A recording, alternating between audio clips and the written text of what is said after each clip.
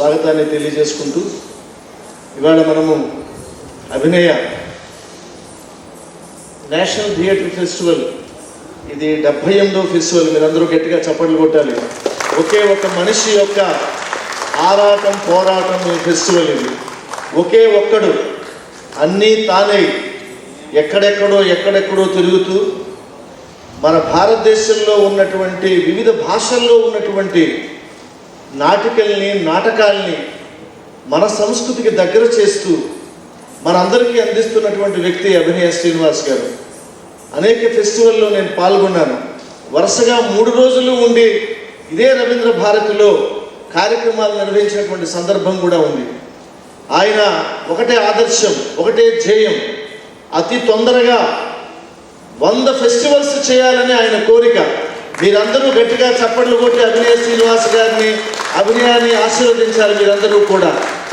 అది 100 పూర్తవ్వాలి. దాన్ని ఘనంగా మనమందరం కూడా ఆ కార్యక్రమంలో పాల్గొనాలని నేను కోరుకుంటూ, అప్పులన్నీ దిద్దుకో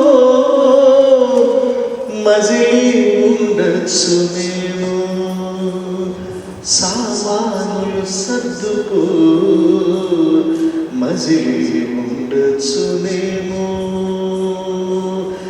ఎంతమంది హత్తుకుంటే ఈ ఎత్తుకు ఎదిగావో.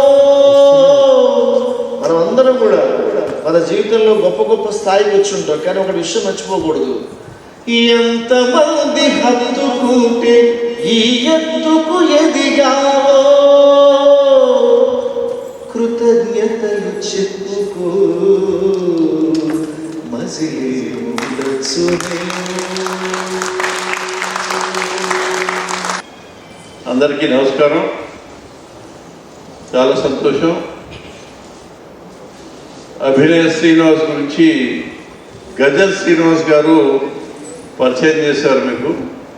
గజల్ శ్రీనివాస్ గారిని నేను మీకు పరిచయం చేయక్కర్లేదు. ప్రపంచానికి తెలుగు సాహిత్యాన్ని, గానాన్ని, మాటని అన్నీ అందించి 3 సార్లు Guinness book of world records, 3 ప్రపంచ తెలుగు మహాసభలు, అతనికి చెప్పుకుంటూ పోతే అతని కాంట్రిబ్యూషన్ మనం చెప్పనక్కర్లేదు. మీరు డాక్టర్ కాంతారావు గారు, నేను వ్యవసాయ కళాశాలలో చదువుతున్నప్పుడు ఆయన వెటర్నరీ కళాశాల, అంటే సేమ్ క్యాంపస్, పక్క కాలేజీలో చదువుకున్న వాళ్ళం, మంచి మిత్రులం. చాలా కాలం తర్వాత వ్యక్తిగతంగా ఈ వేదిక మీద కలుసుకునే అవకాశం మా ఇద్దరికీ కలిగింది. నిజానికి డాక్టర్ కాంతారావు గారు రేపు రావాల్సింది, కానీ నేను వస్తున్నానని చెప్పి కాసేపు మనం మాట్లాడుకోవచ్చు, చాలా కాలం అయిందని మేము ఆ పక్క రూమ్లో విఐపీ రూమ్లో కూర్చొని కాస్త కలిసి పిచ్చపాటి మాట్లాడుకున్నాం. శ్రీమతి కోకా విజయలక్ష్మి గారికి, ఎంతోమంది కళాభిమానులు, నాటక ప్రముఖులు, నాటక మిత్రులు, మీడియా మిత్రులు, చాలామంది అతిథులు ఉన్నారు. వాళ్ళందరికీ హృదయపూర్వకంగా మరోసారి స్వాగతం పలుకుతూ, నిజానికి ఇది ఒక నాటకోత్సవం కాదు, ఇది ఒక 37 సంవత్సరాలుగా తన శ్రమని, తన తపనని, తన అభిరుచిని, వాటన్నిటినీ 37 సంవత్సరాలండి ప్రయాణం అభినయ శ్రీనివాస్. సో ఆయనకే మొత్తం క్రెడిట్ ఈ కార్యక్రమం అంతా. నేను కమిషనర్ ఎన్పిఆర్, మేనేజింగ్ డైరెక్టర్ ఎంటీసీగా ఉన్నప్పుడు 2006 నుంచి 2011 వరకు 5 సంవత్సరాలు, దాని తర్వాత ఈ 15 సంవత్సరాలు, సుమారు 2 దశాబ్దాలుగా నేను ఆయన్ని చూస్తూ ఉన్నాను. ప్రతి సంవత్సరం పాపం ఆర్థిక ఇబ్బందులున్నా, రకరకాల సమస్యలున్నా సరే అతను కంపల్సరిగా ఈ జాతీయ స్థాయిలో నేను ఫెస్టివల్ చేయాలి అని ఒక ప్రతిజ్ఞలాగా తీసుకొని ప్రతి సంవత్సరం ఆగస్టు మాసంలో 3 రోజులు ఈ కార్యక్రమం చేస్తూ ఉన్నాడు. ప్రధానంగా ఒక తెలుగు నాటకం తప్పకుండా పెడతాడు. అది కాకుండా కన్నడ, మహారాష్ట్ర, ఒరిస్సా, బెంగాలీ, ఈ రకంగా వివిధ భాషల నాటకాల్ని చాలా కష్టమండి ఆర్గనైజ్ చేయడం. నాటకం రాయడం ఒక ఎత్తు, నటుడిగా నటించడం ఒక ఎత్తు అయితే, సంస్థనంతా స్థాపించి వివిధ రాష్ట్రాల్లో ఉన్న నటులను నటీమణులు హైదరాబాద్ రప్పించి వారికి కావలసిన సౌకర్యాలు ఏర్పాటు చేసి ఇలాంటి కార్యక్రమాన్ని చేయడం అనేది ఇది సాధారణ విషయం కాదు. ఒక రకంగా అరుదైన విషయంగా నేను వ్యక్తిగతంగా భావిస్తూ ఉన్నాను. ఈ కార్యక్రమాన్ని తన భుజస్కంధాల మీద వేసుకొని సుమారు 3 దశాబ్దాల పైనే ఈ కార్యక్రమాన్ని చేస్తూ ఉన్నాడు. అయితే ఏదైతే సాధన ఆయన చేస్తూ ఉన్నాడో మనం అందరం ఒక్కసారి కరతాల ద్వారా అతనికి శుభాభినందనలు తెలియజేద్దాం. మొట్టమొదటి నాటకం భారతరత్న, దాన్ని అభినయ్ శ్రీనివాస్ రాశాడండి. ఆయన కూడా నటిస్తూ ఉన్నాడు ఈ నాటకంలో. మంజునాథ్ అని డైరెక్టర్ దీన్ని డైరెక్ట్ చేస్తూ ఉన్నారు. సో వారికి నటులందరికీ మనం ఈ వేదిక ద్వారా శుభాభినందనలు తెలియజేద్దాం. ఒక గొప్ప వ్యక్తి మీద ఈ నాటకం రాయడం చూడ గొప్ప విషయమే. ఎందుకంటే గుర్జాలాల్ నందా ఒక 2 సార్లు తాత్కాలిక ప్రధానమంత్రిగా చేశాడు. అంటే అతని జీవిత చరిత్రని ఒక చరిత్ర పాఠంగా మనందరికి అందించాలి. ఆయన సమయంలో పదవి కాదు, అధికారం కాదు, నిజాయితీ, విలువలు, లేకపోతే నిరాడంబరమైన జీవనము, ఇవన్నీ అంటే పదవిలో ఉన్నా లేకున్నా నిరాడంబరంగా ఉండి అధికార దర్పాన్ని చూపించకుండా మెలిగిన ఒక మహా వ్యక్తి మీద ఈ నాటకం రాయబడింది. సో ఇది ఒక మంచి ఆవిష్కారంగా మనం భావించాల్సిన అవసరం ఉంది. ఎందుకంటే అతని వ్యక్తిత్వాన్ని ఒక నాటక రంగం మీద తీసుకురావడం ఇది ఒక గొప్ప చొరవగా నేను భావిస్తా ఉన్నాను. తప్పకుండా ఈ నాటకానికి మంచి ఆదరణ లభిస్తుందని, ప్రతి సంవత్సరం ఈ అభినయ నేషనల్ థియేటర్ ఫెస్టివల్ ఇలాగే నిరాటంకంగా సాగాలని మనం అందరం ఆశిద్దాం. ఈ నాటకం వర్తమానాన్ని ప్రశ్నించే ఒక నాటకం, భవిష్యత్తుకు ప్రేరణ కలిగించే ఒక నాటకంగా మనం భావించాలి. తప్పకుండా ఈ నాటకాన్ని మీరు చూస్తారని, చాలా గొప్పగా ఉంటుందని, 1 గంట సేపు ఉంటుందని నాటకం. శ్రీమతి కోకా విజయలక్ష్మి గారి నృత్యం కూడా ఉంటుంది. మనం అందరం నటులకి, డైరెక్టర్కి, ప్రత్యేకంగా శ్రీనివాస్కి మన అభినందనల్ని, ఆశీస్సుల్ని తెలియజేద్దాం. ఇక్కడ ఆశీనులై ఉన్న ప్రేక్షకులు, ఆహ్వానితులందరికీ కూడా నా యొక్క నమస్కారాలు. నాటక కళ అంతరించిపోతుంది. ఇది ఎప్పుడో నేను 10-15 సంవత్సరాల నుంచి చెప్పే డైలాగ్ అరిగిపోయిన టేప్ రికార్డు లాంటిది. ఈ ప్రేక్షకులందరినీ చూస్తే ఇదివరకు కూడా నేను ఇక్కడ డైరెక్టర్గా ఉన్నప్పుడు, అందుకే ఇందాక మీరు చూస్తుంటారు 1-2 సార్లు ఇటు వెళ్ళడం. ఎందుకంటే అభిమానం బాగా పనిచేస్తుందా, ఇక్కడ బాగుందా, వీళ్ళు ఉన్నారా, ఏంటున్నారు, సీసీటీవీలు ఉన్నాయా, వీళ్ళు ఏం చేస్తారని చెక్ చేసుకున్నాం డైరెక్టర్గా ఉన్నప్పుడు. ఇక్కడికి 10 సంవత్సరాల తర్వాత నేను ఇక్కడికి ఒకసారి ఇప్పుడు వచ్చాను. కాబట్టి అదే పద్ధతిలో ఒకసారి అన్నీ చూసుకున్నాను అన్నమాట. ఇందాక వీళ్ళు ఎవరున్నారు, ఏం చేస్తున్నారని. అలాగే అభినయ్ శ్రీనివాస్ గారు, Abhinay national theatre festival, Abhinay Srinivas గారు అప్పుడు కూడా డబ్బులన్నీ ఖర్చు పెట్టుకుని చాలా కష్టపడుతుంటే నేను అంటుండేవాడిని, శ్రీనివాస్ నీకు ఎందుకు ఎంత ఈ రంగం గురించి నీకు తెలుసు, నీకెందుకంటే లేదు సార్ నేను కంటిన్యూ చేస్తాను సార్, నాకు ఇంట్రెస్ట్ సార్, అది సార్ అంటే ఎస్ అని చెప్పి మా ప్రసాద్ గారు ఎంకరేజ్ చేసేవారు. నేను కూడా ఎంకరేజ్ చేసేవాడిని. శ్రీనివాస్ ఇంటికి కూడా వెళ్ళాను, వేరే జిల్లాల్లో నాటకాలు వేసినప్పుడు చూశాను నేను. ఇప్పుడు కూడా కంటిన్యూ చేస్తానంటే నిజంగా ఎంత స్పిరిటెడ్గా ఈరోజు అయితే దాంట్లో నాటకంలో నటిస్తున్నాడు ఆయన రాశాడు ఆయన.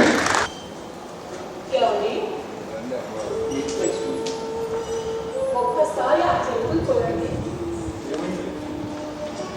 మీకు గుర్తుందా? చిన్న మొక్కలు వేచి నాటాలి, అది మహావృక్షం అయిపోయింది. అవునండి, ఆ మొక్కలు నాటిన మనకే ఆ మొక్క కింద నిలువ తేడా లేకుండా పోయింది. అమ్మా, నేను ఈ ఆశ్రమంలో చేరినప్పుడు అప్పటికి మీరున్నారు. అందరికీ ఒకటే పూజ, ఒకటే నియమం. ఇక్కడ ఎవరు ప్రత్యేకం కాదు. మీ ఇద్దరిని చూస్తుంటే ఓ విషయం అర్థమవుతుంది. ఏంటంటే డబ్బు లేకపోయినా సంతోషంగా ఉంటారు అని. డబ్బు అవసరం కానీ డబ్బే జీవితం కాదు. మరి జీవితం అంటే మన వల్ల ఒకళ్ళు ఆనందంగా ఉంటాం, మన వల్ల ఎవరూ బాధపడకుండా ఉంటాం. మీలో ఏదో రహస్యం ఉంది పెద్ద ఆయన. ప్రతి మనిషిలో ఉంటుంది బాబు. కానీ ఆ రహస్యాన్ని మీలో ఉండే మనిషిని నేను తప్పగా తెలుసుకుంటాను. నువ్వు తెలుసుకోవాల్సింది మనిషి గురించి కాదు బాబు, అతని మంచితనాన్ని తెలుసు.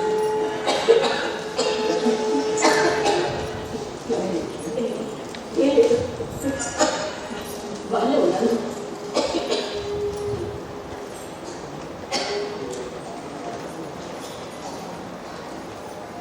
బాబు ఏదో అడగడానికి సంతోషిస్తున్నట్టున్నాను. అది అది పర్లేదు, అడగండి. అద్దె గురించి నాకు ఒక 2 రోజుల సమయం ఉంది బాబు. పెన్షన్ డబ్బులు బాగా మిమ్మల్ని అడగడానికి నాకు బాధగానే ఉంది. కానీ తప్పదు మరి. అన్ని దాంట్లో తప్పు లేదు బాబు. అడగటం అది ఆ మాట అన్నారు బాగుంది. అమ్మా, మీ ఆరోగ్యం జాగ్రత్త. అయ్యా, సెలవు మరి. ఏమండి? ఏంటండి? నాకేం కాదు. లేదు, ఇది బాగలేదు. ఏమండి? నా మాట ఏంటి? నాకేం పోయింది? మీరు అసలు పడిపోయింది. నాతో మాట్లాడండి. నేను లేకపోతే మీరు మీరు నా దగ్గరికి వెళ్ళడానికి మాత్రం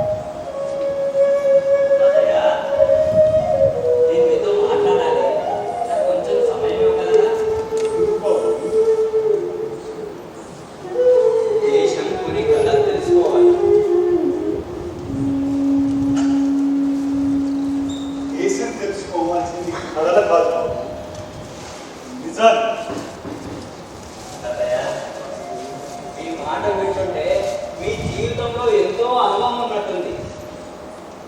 అనుభవం అనేది మనిషి నేర్పేది కాదు.